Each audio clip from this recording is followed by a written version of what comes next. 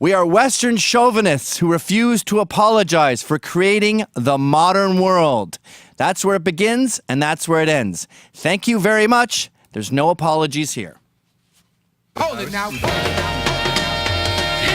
5 members of Canada's armed forces face potential expulsion after this incident. Take a look. On Saturday, the self-proclaimed Proud Boys interrupted an Indigenous protest.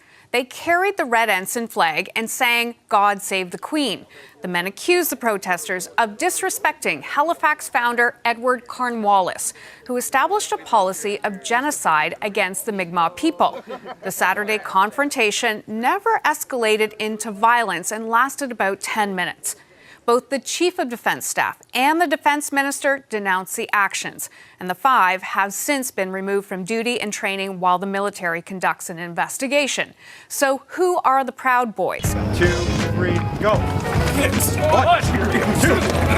This is part of what it takes to become a member of a group that calls itself Proud Boys. Getting punched by a group of guys while naming breakfast cereals to join the self-professed Western chauvinist multiracial fraternal organization started in the U.S. last year. Joining me now from New York City is Gavin McInnes. He is the co-founder of Vice. He's the host of his own show, and he's the co-founder of the Proud Boys men's movement. Gavin, thanks for joining us. What's your reaction to the news that the 5 men involved in the Halifax incident have been removed from duties?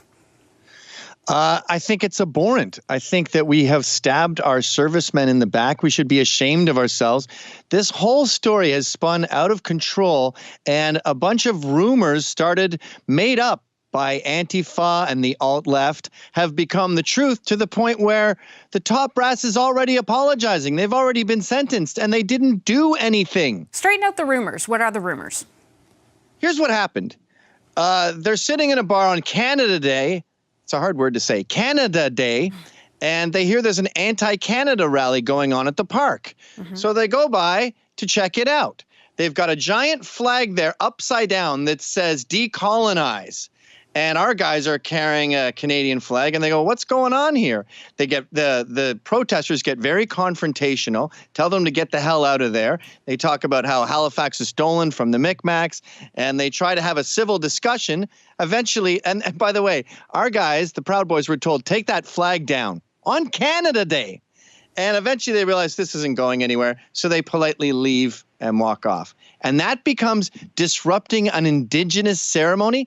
Disrupting a disingenuous ceremony is what it was. I'm 1, 2, 3, 4. I'm a Western chauvinist. 5. Who refuses to apologize. Who refuses to apologize. For creating the modern world. For creating the modern world. You will now name 5 breakfast cereals. 1, 2, 3.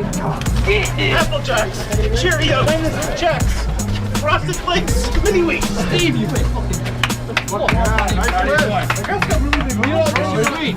Why were they punching in you, and why were you naming cereal? So this is the Proud Boys second degree initiation. First degree, you just announce yourself as a white, proud Western chauvinist. Make sure everybody knows it and don't be ashamed. Second degree, you get to beat the shit out of by at least 3 Proud Boys. 5 if you can find them.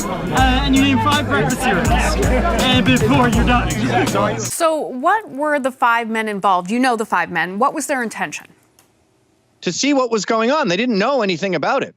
And they went there, asked a few questions, and then left. This notion that they went there to disrupt it or destroy it is insane, and you can clearly see that in the video. I don't think anyone involved in this has watched the video. Given Cornwallis issued a bounty on the scalps of Mi'kmaq people, can you see why the Indigenous people were protesting? Can you see why Cornwallis issued a bounty on Mi'kmaq? What does that mean? Well, what happened with the Mi'kmaq was the French were using them to fight the English, and they were kicking our butts.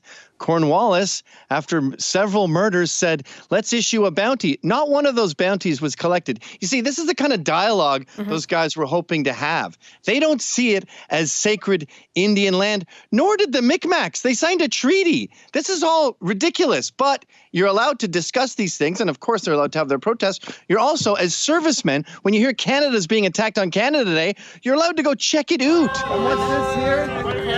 Tucker Carlson, 9 p.m., prime time slot. Roasting social justice warriors is now a prime time event. What's the median family income in this country? Do you know?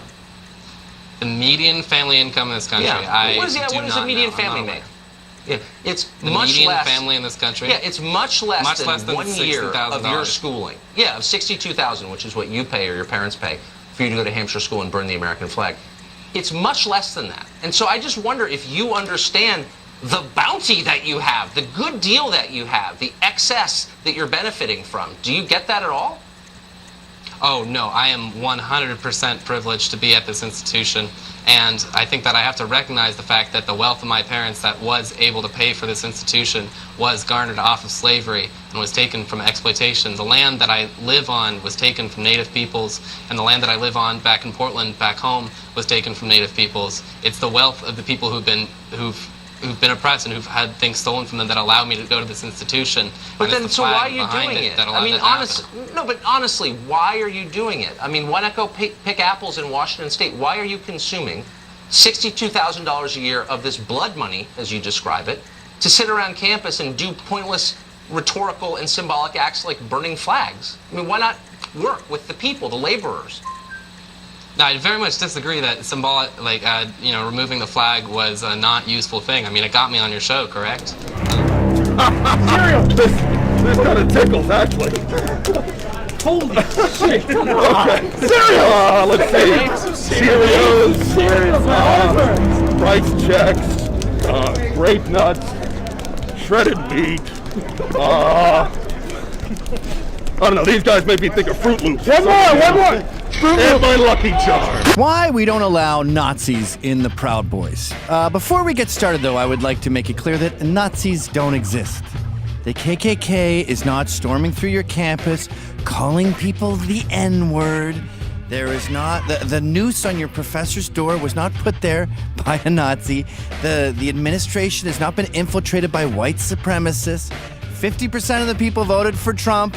He's not Hitler, and they're not Nazis. And by the way, I get these people who go, oh yeah, there's no Nazis? Last time I criticized a Nazi, a bunch of people tweeted me and said that I should be gassed. Yeah, those are 14-year-olds who are trolling you. All this milk and this stuff. You are so sensitive about it that we shoot at your feet. Silly little misnomers because it makes you hysterical. You know, I think a lot of the left has trouble dealing with literal and metaphorical. Like they say with Trump, the Atlantic, they said that the right takes him seriously, but not literally. The left takes him literally, but not seriously. And I think the left is being purposely ignorant when he says, I could shoot someone on 46th Street or whatever he said. They go, he's going to shoot someone. You can grab their pussies. He's going to grab some pussies. When you have a black man come over to the right, come over to the Proud Boys, or in any real visible minority, but mostly blacks, you are dealing with someone who has escaped brutal peer pressure to become groupthink. When a black guy is right-wing or just not left-wing, if he doesn't think America's a racist hellhole, he's had to argue with his parents, he's had to go through this at Thanksgiving, he's had to suffer this mass conformity that black people push on each other. So, when a chosen one wanders through the desert and ends up with us, I'm no way allowing for him to feel uncomfortable in this last little vestige of sanity where we encourage Western chauvinism. And that's what it's all about with us. We have one caveat. And by the way, dummies, look up the word chauvinism, you stupid bitches. We're not sexist. The 10 ways to save America.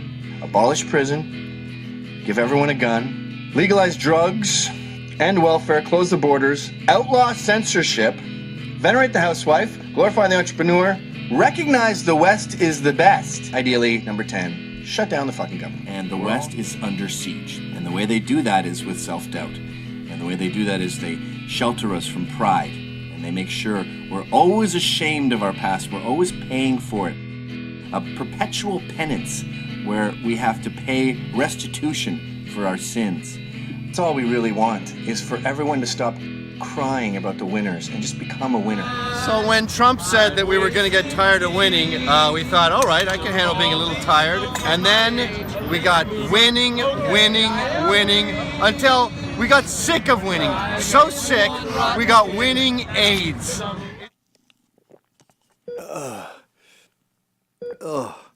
Thank you. Today, Carrier announced that they're going to bring 1,000 jobs up from Mexico, and I was diagnosed with winning AIDS.